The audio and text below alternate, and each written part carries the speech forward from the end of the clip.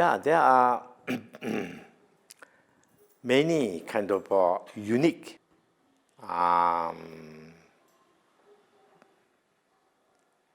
important kind of points of the Buddhism that were given to us by a historical Buddha Shakyamuni. And so those, I think, we have to kind of highlight in order to preserve it. And that is to say, like, loving kindness, compassion are universal. We don't have to worry too much about it. You can also find this in other religious traditions, talking about loving kindness, although maybe in the real definition of each of these are a little different, but more or less, still we don't have to worry because this is everybody talking about it. Everybody likes these things.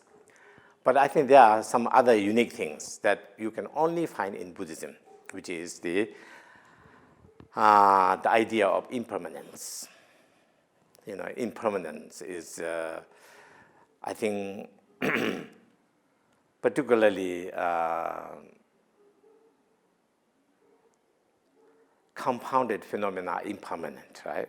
So that is only Buddha was able to teach it, nobody else. I can guarantee you. And this is beautiful because if you look at it. And so this is worth really preserving. And this will give us a lot of reasons to be like, always not to think about it is the end of the world, it's too much, like exaggerating. I mean, we are already in the state that is none other than suffering, but we add to it, right? But if you have a good idea of this impermanence, then nothing is big deal, Even if you are really having awful time, then still you can think, from this perspective of the impermanence, it's not going to last long. Even this will change, And then similarly, also, when you are you are having really fun, a lot of, fun things, then people attach to it. But if you have this idea of impermanence, there's nothing to be attached about, whatever the situation might be, because this is also not going to last long. So that's why thinking about this, in a deeper level, I think this is a very, very wonderful thing. This is something we have to preserve. And also another thing is, in Hinduism, of course, we share, but other religions don't talk about the law of karma, which is very important also. Because we always say that you are your own, protector. You are your own teacher. What does that mean? It means really you are responsible for yourself, which means you have to look at your own action. That is karma, right? But the other religion, besides the Hinduism, I think don't have that kind of notion,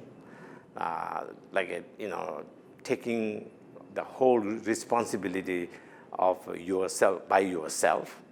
But there's always this like a window of chance for people, if I behave well, if I be obedient, I will be excused from certain things that I have done or things like that. You don't take responsibility, So for that reason, the law of karma is another very unique thing and worthwhile preserving, right?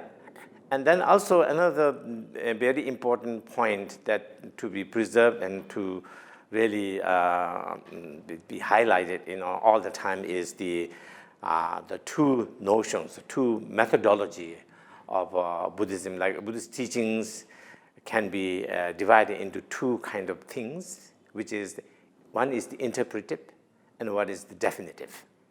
So without knowing these two things, you always mixed. You always think that Buddhism is a whole lot of contradiction within themselves, So that's why what is interpretive, what is definitive, these two needs to be really clearly understood. So these are some of the things that I think are well preserving for the propagation of Buddhism to the bigger audience without then misleading them, without causing too much misunderstanding.